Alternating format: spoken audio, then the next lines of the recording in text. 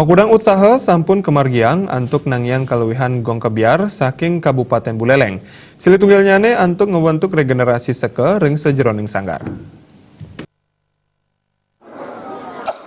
Gong kebiar mebarung ke jantanang mawit ke pertama ring Kabupaten Buleleng antuk nganggen gong pacek ke kantanang Makudang Maestro Gong embas ring Buleleng. Silitunggalnyane Gede Manik, Dinas Kebudayaan pinake leading sektor ring Buleleng Festival ngemargiang gong kebiar mebarung sani pinake pengupaya antuk ngewaliang gong pacek pinake tetamian kesenian Buleleng. Manut punike Bali Utara ke kantanang nenten nulat kesenian Bali Selatan antuk nganggen gong gantung.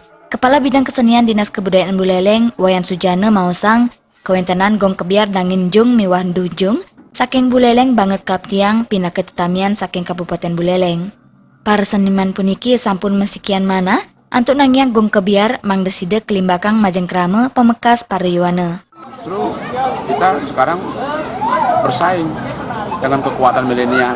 Nah, ketika kita kalah lari, kecepatan milenial dapat dibayangkan informasi putus terhadap generasi muda, berarti kekayaan kesanaan budaya kita pun akan ditinggalkan. Jangan disalahkan mereka, karena mereka tidak pernah diperkenalkan. Karena itu sepanjang zaman ratusan tahun umur karya-karya seperti itu memerlukan sebuah wadah untuk menginformasikan kepada generasi berikutnya sehingga informasi tidak putus. Itu adalah model daripada pelestarian. Regenerasi gimana, Pak? Regenerasi, dan itu dengan pembinaan yang kita lakukan dengan penggalian pembinaan seperti ini.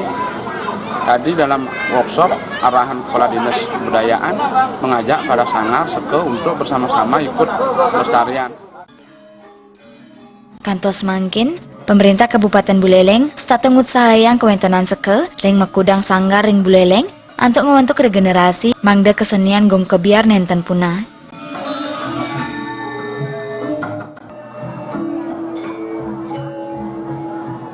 Komang Yuda Bali TV.